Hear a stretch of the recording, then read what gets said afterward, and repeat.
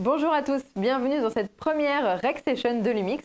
On est ravis de vous retrouver et on retrouve également Bernard Bertrand qui est notre ambassadeur Lumix depuis plusieurs années maintenant, qui utilise du GH4, du GH5 et les Lumix S plein format dernièrement. Bernard qui est à la fois photographe et vidéaste, réalisateur en studio. Bonjour Bernard, bienvenue. Bonjour Mathilde, bonjour à tous. Alors aujourd'hui on va parler boîtier, on va parler plein format Lumix S, on va parler mise à jour, on va parler objectif. On va commencer tout de suite avec un petit point technique. Le S1R que vous voyez à l'écran en haut à gauche, qui est notre boîtier haute résolution en plein format avec son capteur 47 millions de pixels. Le S1 en bas à gauche qui est le plein format polyvalent, à la fois pour la photo et pour la vidéo. Le S1H en haut à droite qui est vraiment notre caméra de cinéma. Elle a été d'ailleurs certifiée par Netflix pour les tournages professionnels. Et puis le S5 en bas qui est notre appareil polyvalent plus compact et plus utilisé dans l'image en mouvement. Le S5, du coup, on va en reparler un petit peu, le voici. C'est un boîtier qui a été largement revu en termes de design. Je vais vous le montrer en direct à la caméra également. Un boîtier qui a été revu en termes de design, puisque comme je vous le disais, il est beaucoup plus compact. Vous le voyez par rapport à mes mains qui ne sont pas très grandes. Mais pour autant, il conserve le grip de nos S1 et S1R. Vous le voyez ici, j'ai quand même une prise en main qui reste excellente pour toutes mes prises de vue. Vous avez également de nombreux accès directs sur ce boîtier qui vous permettent d'avoir une utilisation qui est beaucoup plus intuitive. D'ailleurs, à ce sujet, je vais vous parler de 4 points qui sont les points principaux, les points les plus importants sur ce boîtier s'il faut en retenir 4. Il possède tout d'abord la double stabilisation. La double stabilisation, c'est quoi? C'est simplement le capteur et l'optique qui vont fonctionner en symbiose et qui vont vous permettre d'avoir des images qui sont beaucoup plus stables, d'avoir une assurance dans votre prise de vue, à la fois en photo et en vidéo, et qu'on pense notamment tous les tremblements de la main. Cette double stabilisation va jusqu'à 6.5 stops sur ce boîtier. Le deuxième point capital sur le S5, c'est le double isonatif. Le double isonatif, vous le voyez à l'image, c'est une photo en basse lumière. Pourquoi en basse lumière? Parce que le double isonatif vous permet d'avoir deux circuits qui vont gérer les ISO de manière optimale sur un circuit en bas ISO, sur un autre en haut ISO. Troisième point capital sur le S5, l'autofocus. L'autofocus a été largement amélioré sur ce boîtier, à la fois en rapidité et en reconnaissance. Il est jusqu'à 5 fois plus rapide, notamment sur les sujets en mouvement que vous voyez à l'écran. Et même si j'ai un second sujet qui entre dans mon cadre, l'autofocus reste concentré sur le sujet que j'ai défini à l'origine. En termes de reconnaissance également, vous le voyez, si mon sujet tourne la tête ou l'incline, l'autofocus est conservé sur sa tête. On parle de photo, on va parler vidéo, puisque le S5 est aussi un boîtier qui est extrêmement performant en vidéo. Tout d'abord, il intègre le V-Log. Le V-Log, c'est un profil flat qui vous permet d'avoir davantage de possibilités en post-production. Eh bien, ce V-Log va apporter une plage dynamique de plus de 14 stops sur ce boîtier. Ça vous permet donc d'exploiter toute la dynamique du capteur. En termes de qualité vidéo, le S5 est doté de la 4K 60p, 420 10 bits en interne, et surtout d'un temps d'enregistrement illimité jusqu'en 4K 30p 8 bits. Si je veux du 422 10 bits maintenant, eh bien si je veux du 422 10 bits, il faut brancher un câble HDMI avec un enregistreur du type Ninja V, comme vous le voyez à l'écran, et à ce moment-là, je récupère du 422 10 bits en 4K 60p. Pour la vidéo professionnelle, une autre fonction qui va m'être particulièrement utile si je veux donner un look beaucoup plus cinéma à mes images, c'est le mode anamorphique. Mode anamorphique en 4K, qui va me permettre d'utiliser des objectifs anamorphiques, grâce à une bague bien sûr, directement sur mon boîtier, et donner le look cinéma que vous voyez. Enfin, en termes de vidéo, dernière fonction et pas des moindres, le slow motion. Slow motion, mais aussi quick motion, version inverse, en accéléré. Ces deux modes, donc le mode slow motion est disponible jusqu'en 180 images par seconde, et puis vous le voyez à l'écran, je vais vous le montrer aussi en direct, il est également disponible directement sur la molette S&Q, Slow and Quick Motion, que vous voyez sur la molette des modes et qui vous permet d'accéder directement, une fois que mes réglages sont faits, dans le menu. Quand on parle de vidéo professionnelle, on parle aussi d'assistants. Toutes ces petites choses qui vont me permettre d'avoir un enregistrement vidéo qui va être plus intuitif et plus facile. Vous avez tout d'abord un assistant qui est très utilisé par les professionnels sur le S1H, qui est le cadre rouge que vous avez autour de l'écran. Bernard pourra vous en reparler un peu plus tard, mais il me semble qu'on peut se tromper et louper son enregistrement penser que le boîtier enregistre et qu'il n'enregistre pas parce que le point rouge ne peut ne pas suffire. Avec ce cadre, j'ai une sécurité supplémentaire d'être sûr que mon enregistrement est en cours. Une autre fonction très intéressante, la vidéo verticale.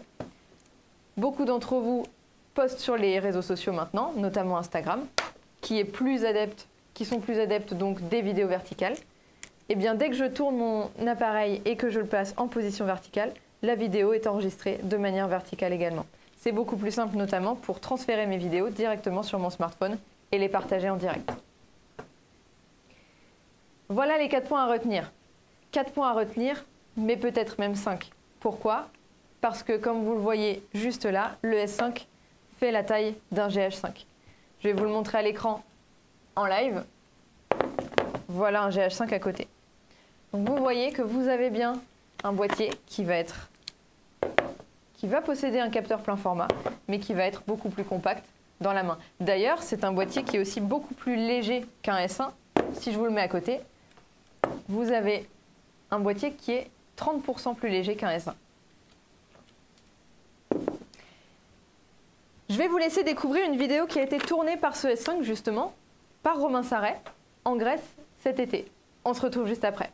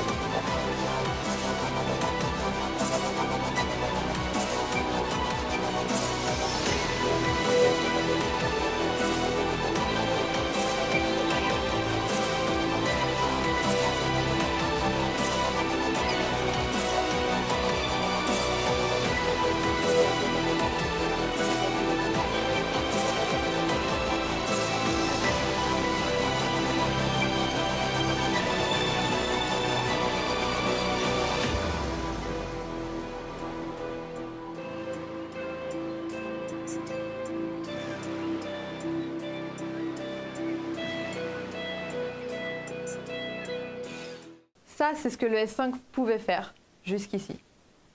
Maintenant, je vais vous montrer ce que le S5 pourra faire demain avec sa version 2.0. En vidéo d'abord, restons sur la vidéo.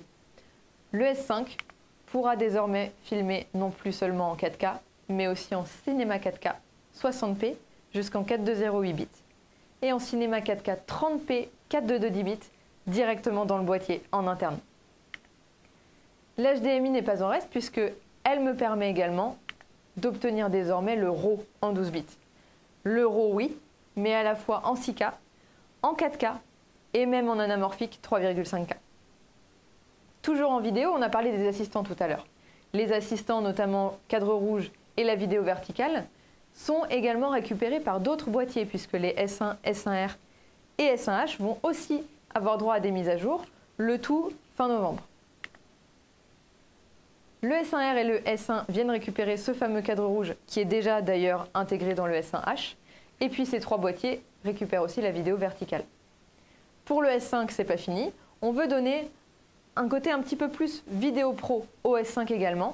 On vient donc lui ajouter des fonctions qui sont disponibles sur le S1H déjà, le vector scope, le master pédestal, et puis la fonction qui vous permet d'afficher votre vitesse d'obturation directement en degrés. Cette fonction qui d'ailleurs sera aussi disponible sur le S1 et sur le S1R. L'autofocus maintenant. L'autofocus a été amélioré sur le S5. On vient encore l'améliorer avec cette nouvelle mise à jour. Notamment le focus automatique plus manuel, Dans votre menu, ça se traduit par le mode AF plus MF qui vous permet, à la différence d'un focus manuel qui va être parfois fastidieux à réaliser, je vais d'abord profiter de l'autofocus et ensuite préciser mon focus avec la fonction manuelle, le tout en enregistrement vidéo puisque c'est une fonction qui est déjà disponible en photo dans le boîtier. Et cet autofocus est également amélioré, toujours en vidéo, en enregistrement Vlog. L'amélioration de l'autofocus sur le S5 dont je vous parlais tout à l'heure va également être transférée sur tous nos boîtiers Lumix S, S1, S1R, S1H. Le S1R justement. On va laisser un petit peu le S5 de côté, parlons du S1R. Le S1R, je vous le disais tout à l'heure, mode haute résolution, 47 millions de pixels, on est sur un boîtier qui est très photo. Et bien ce S1R, on veut aussi lui donner une facette vidéo. C'est pour ça qu'on va venir intégrer directement dans le boîtier la 5K. La 5K en 30p en 4.2.0 10 bits. Et si je le branche en HDMI, 4.2.2 10 bits en 4K 60p. On va également le doter de la vidéo HDR. Et qui dit vidéo dit audio. L'audio haute résolution sera aussi disponible grâce à notre adaptateur XLR. Le S1R, très bien, mais le S1 aussi va être doté d'une mise à jour. Pourquoi ? Là, je vous ai parlé des mises à jour S1, S1R, S1H et S5 qui seront disponibles gratuitement sur notre site Panasonic à fin novembre. Mais le S1 va être doté d'une seconde mise à jour au printemps 2021, dont je vous parle juste après cette vidéo qui vous montre déjà un premier aperçu de ce que c'est faire ce boîtier.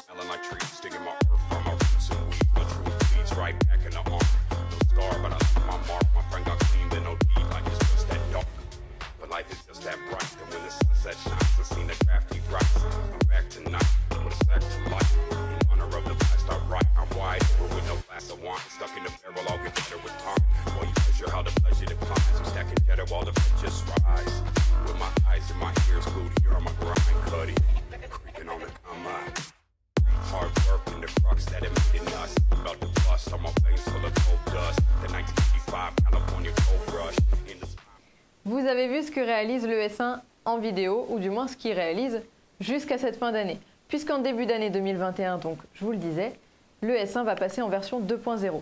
Qu'est-ce que je récupère avec cette version? D'abord, vous l'avez vu avec la vidéo, le S1 est doté de très bonnes capacités en basse lumière. Pourquoi? Parce qu'il a le double isonatif. Seulement, il a le double isonatif en mode automatique. Comme le S1H, il va récupérer ce double isonatif en manuel également.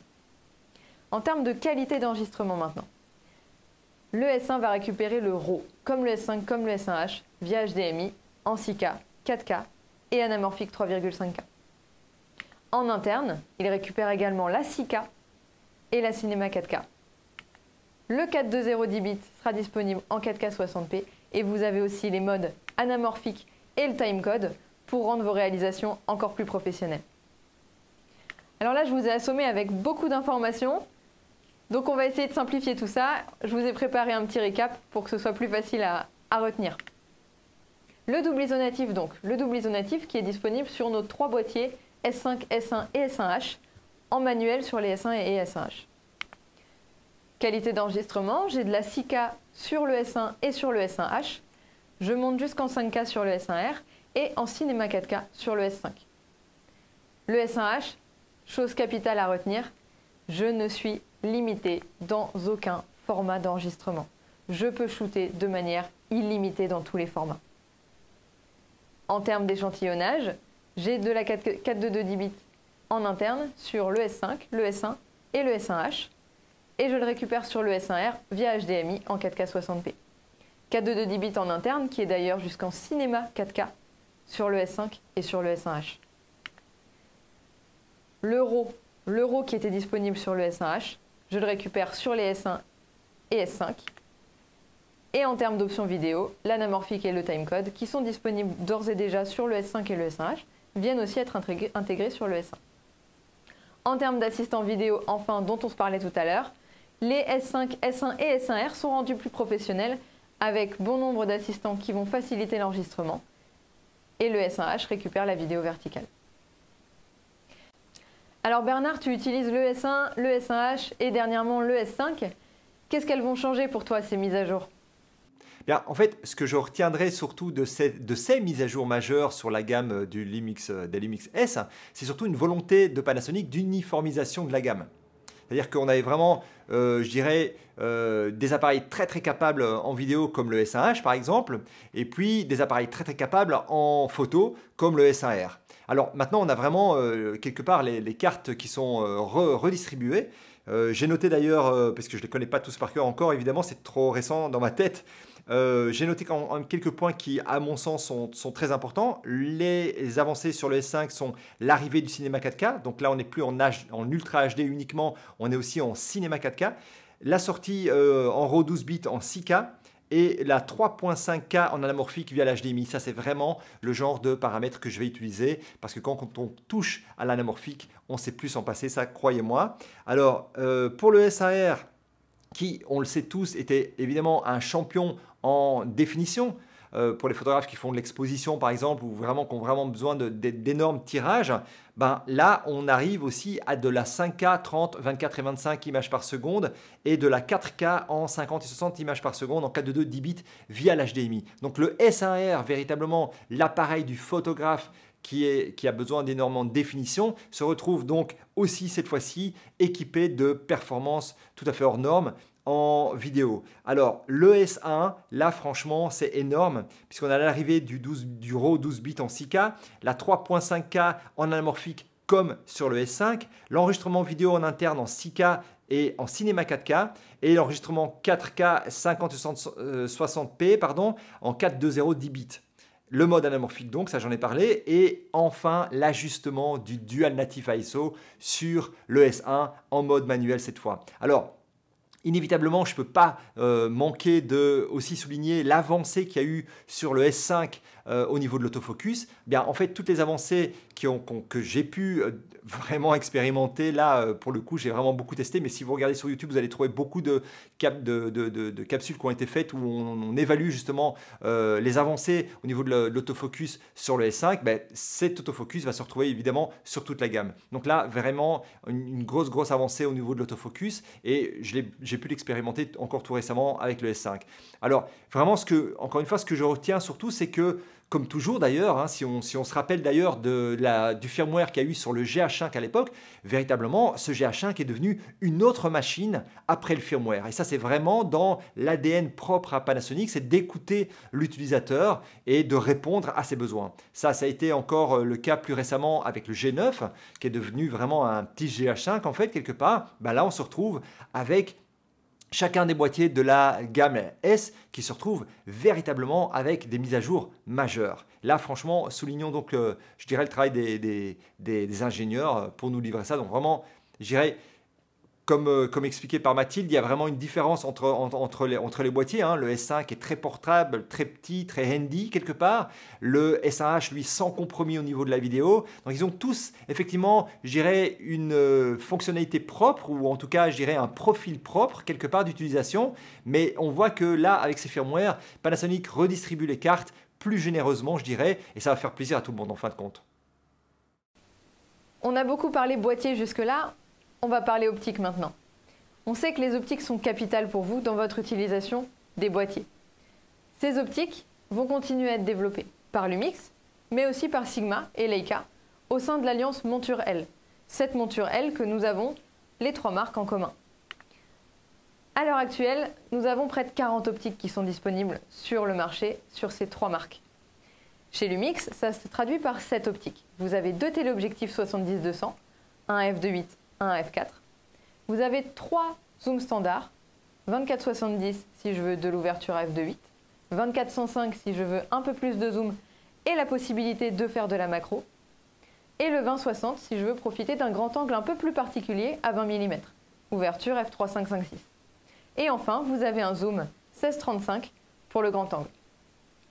Dernièrement, vous avez une optique fixe, 50 mm f1.4, qui va être rejointe donc par une seconde optique fixe, la 85 mm à f1.8.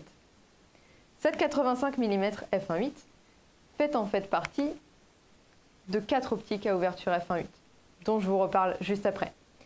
Vous avez également un 70-300 qui est annoncé par Panasonic dans les prochains mois, et puis 2 autres optiques qu'on continue à développer, toutes les deux à grande ouverture, une fixe et un zoom. Toutes ces sorties optiques vont amener l'écosystème monture L de Lumix, Leica et Sigma à plus de 50 optiques d'ici moins de 2 ans. Les optiques f1.8 justement, on en parlait. 4 optiques arrivent, la 85, dont je vais vous parler juste après, une 24, une 35 et une 50 mm. Ces 4 optiques sont construites sur la même philosophie, la compacité, la polyvalence et la qualité des images qu'elles vont vous offrir.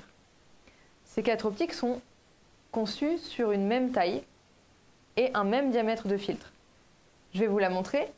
Pourquoi finalement une même taille? Eh bien, si jamais j'utilise un stabilisateur, je vais avoir, quelle que soit l'optique que j'utilise, le même poids pour toute ma configuration. De la même manière, je peux utiliser un seul filtre pour les 4 optiques. Vous la voyez, je vais vous la mettre hop, voilà, sur fond blanc, c'est plus facile. Par rapport à ma main, elle est quand même très compacte. Et non seulement très compacte toute seule, mais elle permet aussi un équilibre qui a été particulièrement bien étudié avec le S5. Autant en termes de taille qu'en termes de poids. Parlons un peu plus de la 85 mm justement. C'est une optique qui va être utilisée à la fois en photo et en vidéo. Performante dans les deux possibilités et performante notamment en autofocus. Vous avez une construction qui est électromagnétique à l'intérieur. Électromagnétique, pourquoi? Parce que ça vous permet d'avoir un focus qui va être beaucoup plus silencieux, beaucoup plus discret. L'autofocus qui rejoint les améliorations des boîtiers S va être très précis, va avoir un suivi du sujet très précis. Et enfin, vous allez avoir un focus breathing qui va être minimisé et c'est notamment très important pour les vidéastes. Deuxième point important, vous allez avoir accès à un piqué unique. C'est une optique de portrait qui va être utilisée sur des sujets dont on veut capturer tous les détails. Vous le voyez ici sur les pores de la peau, sur le pli des lèvres, sur les coutures du vêtement. Vous avez un piqué qui est à la fois très précis, mais pour autant très doux aussi. Tout ceci dans une optique qui est robuste. C'est une optique qui est tropicalisée, qui résiste à la fois aux éclaboussures, à l'eau, à la pluie, à la poussière, mais aussi au gel jusqu'à moins 10 degrés. Vous pouvez l'utiliser dans toutes les conditions. On parle d'ouverture f1.8, on ne va pas pouvoir passer à côté du bokeh. Vous aurez sur cette optique un bokeh très doux sur 2 points différents.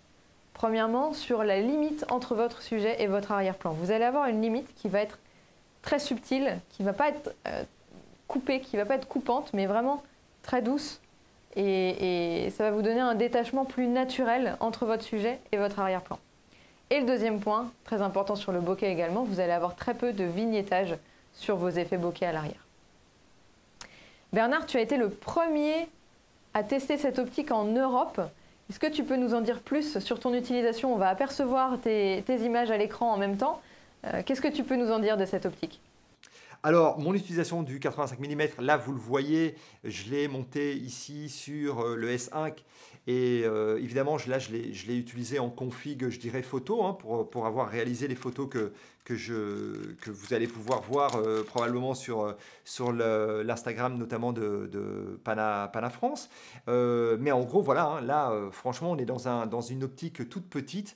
Alors, mon retour sur cette expérience, ben, voilà, le 85 mm, on le sait, c'est une focale, ben, toutes les focales, en gros, au-dessus du 50 mm, vont se rapprocher des focales qu'on va privilégier pour du portrait, quand on fait de la mode, du portrait ou de la beauté. Donc, évidemment, c'était le genre d'objectif que j'attendais avec impatience, même si on avait évidemment le 24-70 par exemple, ou des optiques comme ça, une optique qui ouvre à 1.8 à 85 mm de ce poids-là et avec je dirais cette taille et ce poids, franchement, c'est vraiment le genre d'optique qu'on attendait avec impatience. Et si j'ai bien compris, au niveau du positionnement du prix, bah là, je te renvoie la parole quand tu veux quand tu veux, Mathilde, à ce niveau-là, mais il va se positionner de manière super intéressante, je pense. Mon expérience, ben, c'est ultra sharp. Alors, je vais être honnête, j'étais pas étonné. J'étais pas étonné quand Pana sort une optique à 1.8, à 85. Je m'attendais pas à avoir des images floues. Mais par contre, j'étais très content de la réactivité de l'autofocus. Je l'ai utilisé avec le S5 et je l'ai utilisé avec le S1R. Dans les deux cas, j'étais très très content. Comme je vous le dis, j'ai passé la journée entière en studio avec cet appareil à la main. J'aime son côté compact. Quand on voit ce qui se passe un petit peu ailleurs chez d'autres fabricants, ben voilà, là j'ai vraiment, vous le voyez, hein, c'est le S5 et on est vraiment dans un boîtier qui est plus compact encore un tout petit peu plus compact encore que le GH5. Donc c'est un tout petit boîtier et vous le voyez, l'optique est toute petite, très légère, ultra piquée. Franchement, j'étais enchanté de cette optique et surtout, comme je le disais, bah, c'est un 85 mm, c'est vraiment une optique de portraitiste, de photographes qui font de la beauté, des choses comme ça. Et là, comme je le montre, bah, je l'ai utilisé comme ça pour une meilleure prise en main, avec le grip, ce qui ramène encore la possibilité de rajouter une batterie. Bon, là, ça c'est une petite parenthèse, hein, tu ne m'as pas demandé mon avis sur le grip, mais je l'ai utilisé comme ça parce que j'ai des grosses paluches. Donc voilà, franchement, 85, j'étais super content. Je pense que beaucoup de gens l'attendaient et voilà, il est là et on dit merci à Pana. Tu as raison Bernard, j'ai omis un détail sur cette optique. C'est donc un objectif qui sortira très bientôt puisqu'il sera disponible dès fin novembre au prix conseillé par Panasonic de 649 € seulement. On en a terminé avec ces mises à jour firmware, avec cette dernière optique. Surtout, n'hésitez pas à nous retrouver sur nos réseaux sociaux, le compte Instagram Lumix France, Facebook Panasonic France si vous souhaitez nous poser la moindre question. Bernard, merci beaucoup pour tes réponses. On te dit à bientôt. Salut Mathilde et au revoir tout le monde. Prenez soin de vous et on se retrouve bientôt, j'espère. Au revoir. Merci à vous de nous avoir suivis. On vous souhaite une très belle journée. Prenez soin de vous, faites des images et à très bientôt.